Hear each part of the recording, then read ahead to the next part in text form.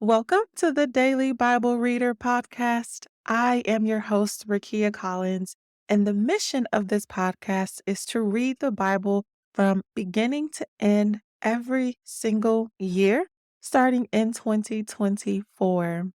If that mission sounds interesting to you, I'd encourage you to grab your Bible and read along with me. And on today's episode, we are going to be reading Exodus chapter 14 through Exodus chapter 16.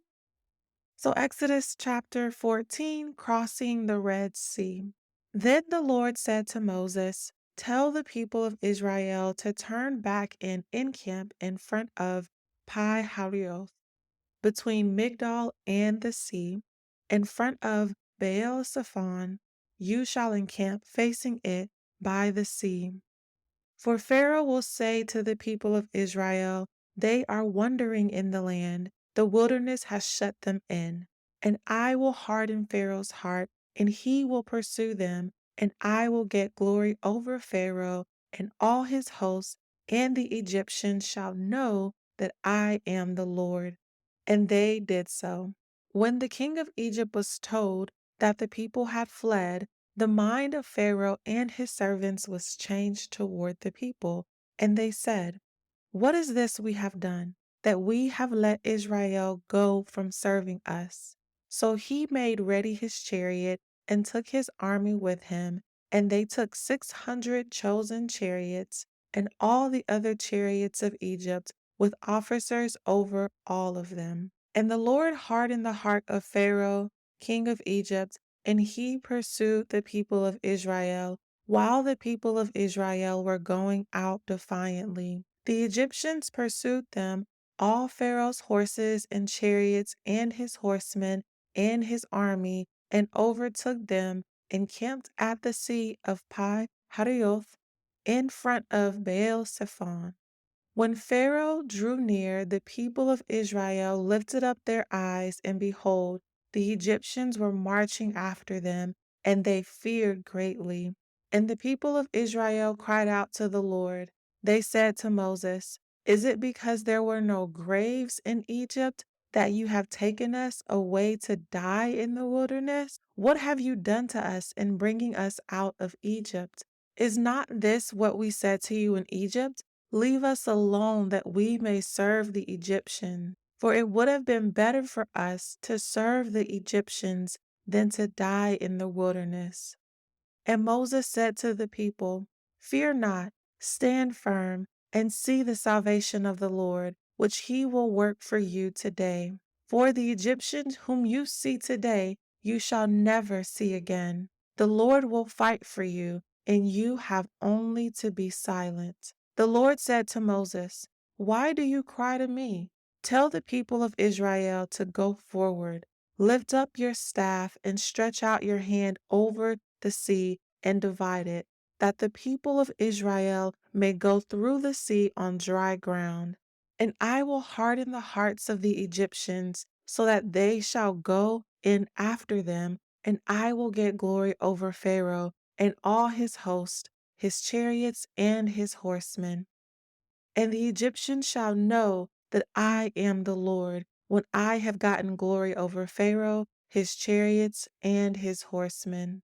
Then the angel of God, who was going before the hosts of Israel, moved and went behind them, and the pillar of cloud moved from before them and stood behind them, coming between the host of Egypt and the host of Israel. And there was the cloud and the darkness, and it lit up the night without one coming near the other all night. Then Moses stretched out his hand over the sea, and the Lord drove the sea back by a strong east wind all night, and made the sea dry land, and the waters were divided. And the people of Israel went into the midst of the sea on dry ground, the waters being a wall to them on their right hand and on their left. The Egyptians pursued and went in after them into the midst of the sea, all Pharaoh's horses, his chariots, and his horsemen. And in the morning watched the Lord in the pillar of fire and of cloud, looked down on the Egyptian forces and threw the Egyptian forces into a panic, clogging their chariot wheels so that they drove heavily. And the Egyptians said, "Let us flee from before Israel, for the Lord fights for them against the Egyptians." Then the Lord said to Moses, "Stretch out your hand over the sea, that the water may come back upon the Egyptians, upon their chariots, and upon their horsemen." So Moses stretched out his hand over the sea, and the sea returned to its normal course when the morning appeared. And as the Egyptians fled into it, the Lord threw the Egyptians into the midst of the sea. The waters returned and covered the chariots and the horsemen, all of the hosts of Pharaoh that had followed them into the sea. Not one of them remained. But the people of Israel walked on dry ground through the sea, the waters being a wall to them on their right hand and on their left. Thus the Lord saved Israel that day from the hand of the Egyptians, and Israel saw the Egyptians dead on the seashore.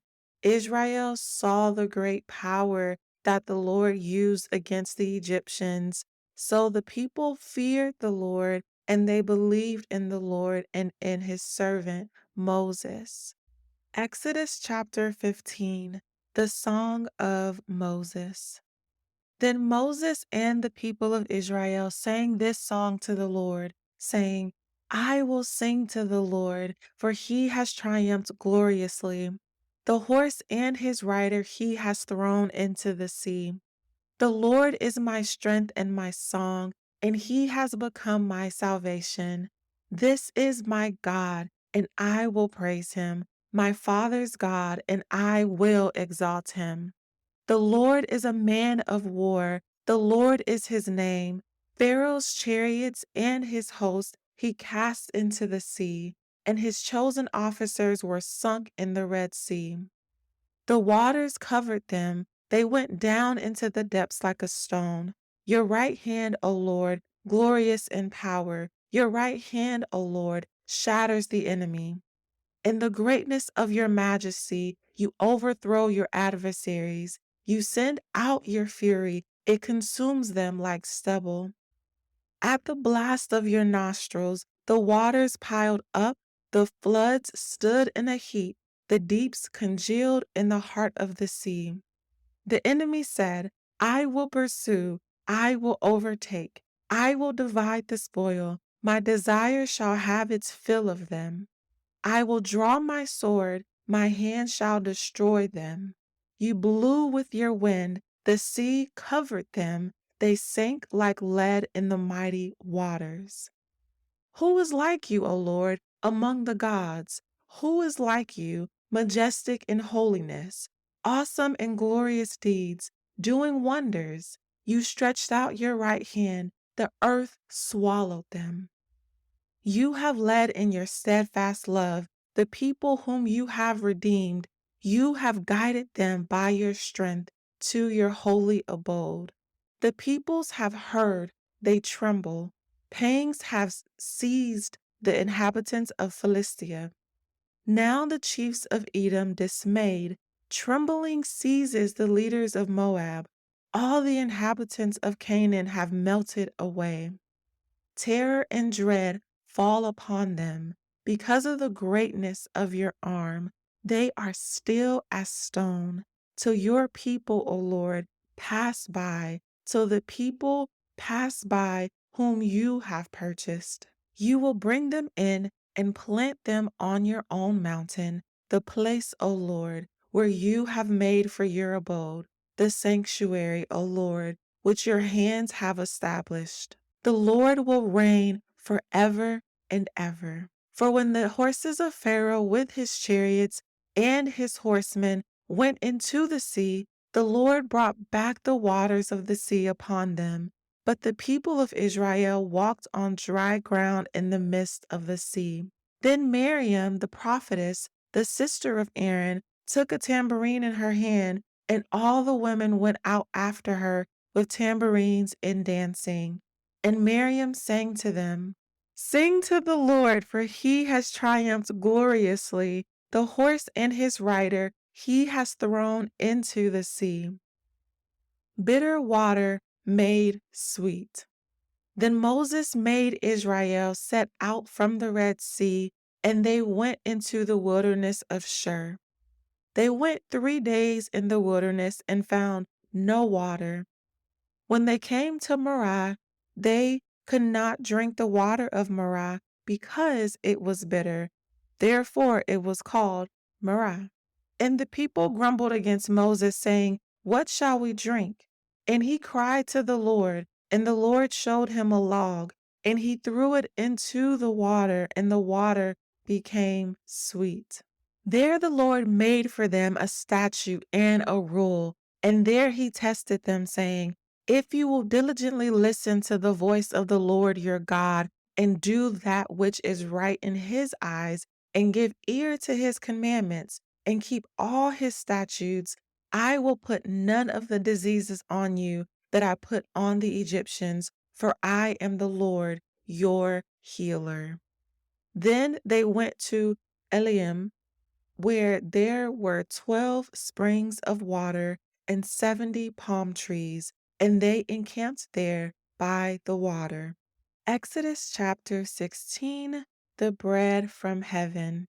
They set out from Elim, and all the congregation of the people of Israel came to the wilderness of Sin, which is between Elim and Sinai, on the 15th day of the second month after they had departed from the land of Egypt. And the whole congregation of the people of Israel grumbled against Moses and Aaron in the wilderness. And the people of Israel said to them, "Would that we had died by the hand of the Lord in the land of Egypt, when we sat by the meat pots and ate bread to the full? For you have brought us out into this wilderness to kill this whole assembly with hunger." Then the Lord said to Moses, "Behold, I am about to rain bread from heaven for you, and the people shall go out and gather a day's portion every day, that I may test them whether they will walk in my law or not. On the 6th day, when they prepare what they bring in, it will be twice as much as they gather daily." So Moses and Aaron said to all the people of Israel, "At evening you shall know that it was the Lord who brought you out of the land of Egypt, and in the morning you shall see the glory of the Lord, because he has heard your grumbling against the Lord.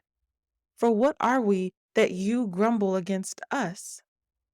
And Moses said, "When the Lord gives you in the evening meat to eat, and in the morning bread to the full, because the Lord has heard your grumbling that you grumble against him, what are we?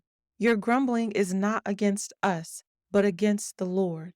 Then Moses said to Aaron, "Say to the whole congregation of the people of Israel, 'Come near before the Lord, for he has heard your grumbling.'" And as soon as Aaron spoke to the whole congregation of the people of Israel, they looked toward the wilderness, and behold, the glory of the Lord appeared in a cloud. And the Lord said to Moses, "I have heard the grumbling of the people of Israel. Say to them, at twilight you shall eat meat, and in the morning you shall be filled with bread. Then you shall know that I am the Lord your God." In the evening, quail came up and covered the camp, and in the morning dew lay around the camp. And when the dew had gone up, there was on the face of the wilderness a fine flake-like thing, fine as frost on the ground. When the people of Israel saw it, they said to one another, "What is it?" For they did not know what it was. And Moses said to them, "It is the bread that the Lord has given you to eat. This is what the Lord has commanded. Gather of it, each one of you, as much as he can eat. You shall each take 1 omer, according to the number of persons that each of you has in his tent." And the people of Israel did so. They gathered some more, some less. But when they measured it with 1 omer, whoever gathered much had nothing left over, and whoever gathered little had no lack. Each of them gathered as much as he could eat. And Moses said to them, "Let no one leave any of it over till the morning." But they did not listen to Moses. Some left part of it till the morning, and it bred worms and stank. And Moses was angry with them. Morning by morning they gathered it, each as much as he could eat.